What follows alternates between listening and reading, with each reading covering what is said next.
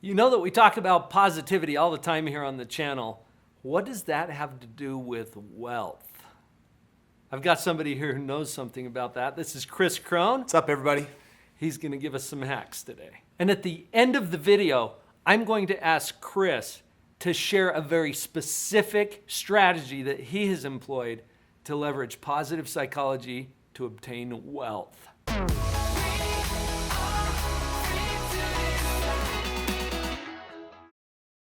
So my friend Kris Krohn is here today. I was able to twist his arm a little bit and get him here on the channel with us because I see something here that is really intriguing about the application of positive psychology. And Kris, I already told him that at the end we're going to reveal one of your secrets. Yeah.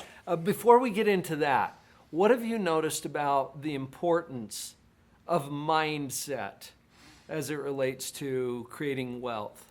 Well, first of all, Paul, I love your channel. I love your videos. They're really awesome. And I just want everyone to know that the more you invest into your positive psychology, the bigger impact it can have on all of your results. And hopefully if you've been here with the channel for a while, you're seeing that. You know, for me, I now have a lifelong pattern of pursuing this positive psychology. And what I love to do is I really love to measure what that looks like. And in my world, you know, there are two things that touches all parts of life. Money is one of them. And, you know, for me, money is a game. It's very measurable. And if you don't know the rules, you can lose at it. And if you know the rules, you can make a lot of it. But ultimately, it does come down to your psychology. It comes down to your positivity. It comes down to ultimately your paradigm, the way you see the world. So for me, I've found that I always needed to invest deep into my psychology before I could really ever expect my outside world to yield a significant result. Can we put a context around this too? Sure. I'm not sure how well all of my viewers are familiar with you. You've got your own YouTube channel. I do, yeah. And you're crushing it out there. Limitless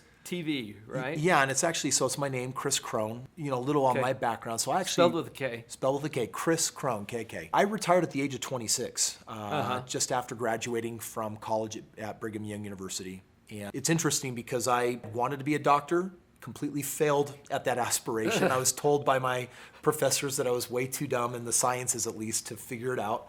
And they really said, Kris, you'll be happier if you do something different. And I had some mentors come into my life that trained me in real estate and business and created enough wealth and residual income that I no longer needed a job just after graduating. So in your 20s? Yeah, and I haven't had one since. So I've gone on to do nearly $1 billion of real estate, YouTube channels grown a lot, written 3 books, put on you know, these really awesome high energy life-changing events. So really out there doing a lot of different things, but mostly just having fun and finding ways to create value for people and just enjoy being with my family. Kris, when it comes to wealth, people measure that in different ways, obviously. You've mentioned some of the businesses that you've applied that to in several different contexts. Yeah.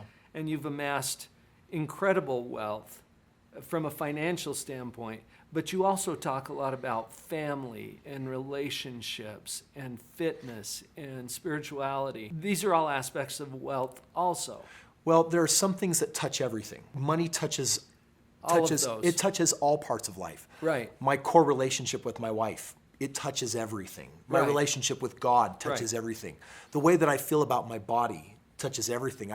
For me, I put everything into really 4 categories, which is your health, your wealth, your relationships, and your personal power, your confidence, the way you feel about being you, on how on purpose you're really living. Right. And I think there's wealth in all 4 of those, and I think that if we balance our life by growing in all 4 of them, at least for me, I find that that's when I feel the most balanced and the most happy. Have you had times during this journey where your mind slipped into a place that you knew wasn't productive? Before my training, I was there all the time, and it accompanied being overweight and, you know, at times really struggling in my marriage and really questioning whether my marriage was really going to endure. The money certainly wasn't there, and I wasn't happy as a human being. So, you know, I don't know if anyone, very few people are probably lucky enough, Paul, to ever be truly trained in the psychology. Most of us, I think, find it out of some necessity because there's some pain or something wrong in our life. Yeah. And for me, I had all sorts of pain in my life where life wasn't adding up. I was working hard and putting out a lot of effort, but I wasn't getting the result. I was going to the gym every day and busting my hump, but I wasn't losing weight. Like, effort wasn't leading to achievement. So that wasn't going to be what changed things for me. And that's what actually helped me stumble into this this game of psychology. Things have changed since you connected to that. Oh yeah, my whole world's changed. In the last 60 days, I've been on several continents, 8 different countries, and I spend a lot of my time traveling the world, spending time with my family, and frankly, if I don't love or enjoy something, I don't do it. That's where I feel like I can offer my greatest gifts, but it's all come down to a practice. There's like these rhythms and routines in my world now of how do I apply practical psychology to just being a happy person, even more important than whatever outcome I'm trying to produce. Have you noticed, this is something I've talked about before here, so I know you've heard it from me, but I'm just curious, Kris, what your experience has been with this? Because we've known forever that there's a correlation between happiness and success. And typically we interpret that to mean, oh, well, therefore, when I'm finally successful, then I'll be happy. And you accumulated some financial wealth before you figured out how to be happy. And you know what? It never really filled the cup. Right. For me, Paul, I was newly married, 23, and I walked in on my wife in absolute tears. She was crying in a way I'd never seen before, and when I asked her what was wrong, I thought someone had maybe died. But what it turned out to be was my wife has so much stress and anxiety because she couldn't buy food that day for groceries, and we were out of food. No way to pay tuition in 3 weeks, no way to cover rent that week. In that moment, I really questioned myself as a man. I thought I wasn't measuring up. I thought I wasn't good enough. I spoke all sorts of negative psychology, but I also used it as a fuel that said, I'm gonna best this, I'll do whatever it takes, I'm gonna figure it out. And I applied myself, and 4 years later, I found myself on a beach in Jamaica celebrating retirement with my wife. She was pregnant with her second child, and I thought that I was celebrating retirement. You had arrived. I had arrived. Yeah. I had figured out I no longer had a All job. I had done all these great things. I had overcome so much. And there on that beach, my wife turned to me and she said, what are you going to do with the rest of your life? Now, she was asking a very sincere question, but my old frame of reference interpreted that as fighting words, as there's still something wrong with you, you haven't measured up yet. And in that moment, I realized no amount of money that I've made, the $2 million I've made, has not addressed this pain and the sadness and this lack that I feel inside. So yeah, no amount of success, I think, will actually ever equal happiness. I don't think that success, the way many of us define it, is actually required at all for the happiness that's available today. But we do equate the two of them together inappropriately, and we can spend a lifetime chasing something that you're never going to get. I love the way Wayne Dyer put this. He said people stumble around looking for the way to happiness. They don't understand the way is happiness. The way is happiness. And it's correlated to every measurable aspect of success, including money, but we had it backwards for all those years. Well, and I think that honestly, my greatest success is now dependent on how I feel, not what I have.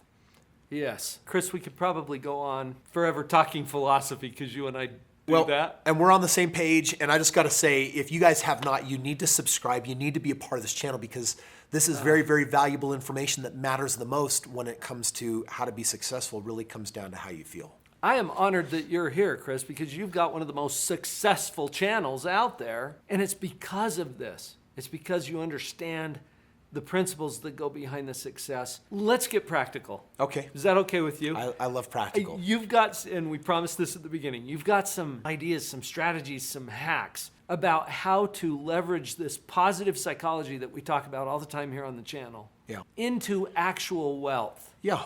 Can I share a couple? Please. All right, awesome. I'm just going to listen. So before I share what it is, I do want to just pause, and I want to maybe connect some dots that for me are pretty obvious, but not to most people. Here's the first one. If you have a good paying job, you will financially fail.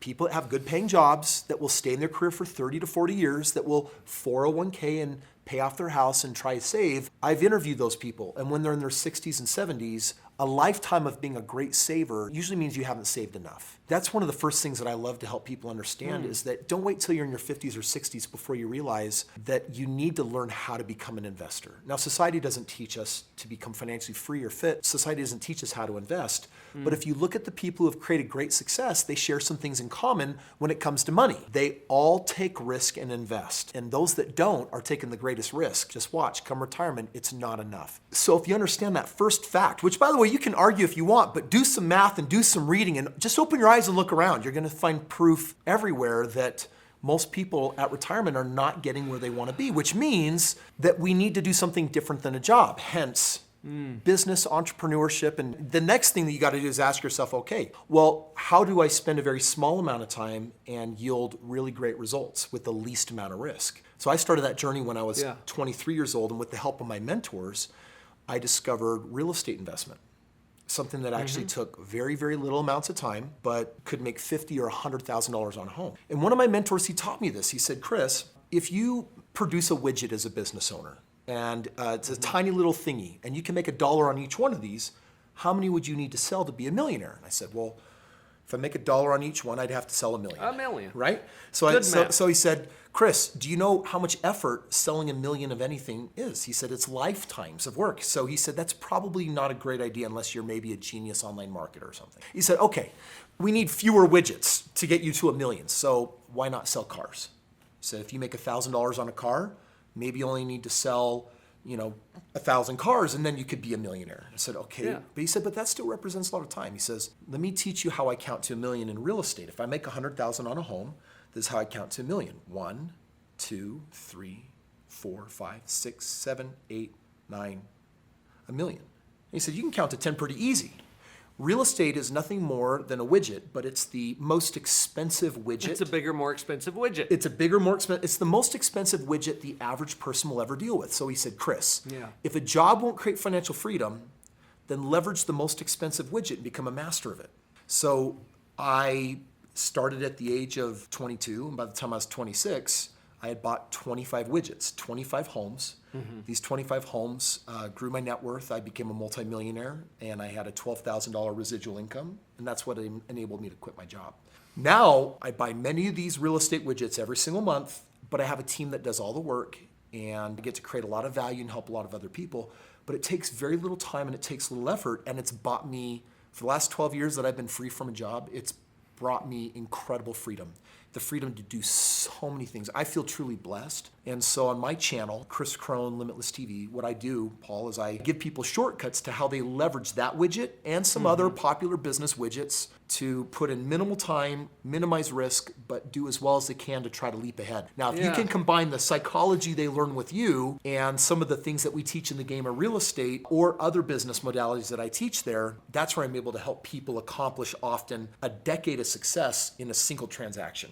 And that brings me joy. I enjoy that. That is a fascinating hack. Yeah, that's an interesting one, isn't it? And it's worth learning about. And I know enough about you to know that probably it's going to be about real estate, right? Yeah. But you just presented it in a way that I hadn't heard before. I can anticipate already that maybe some of you are thinking, well, that's not really an option for me.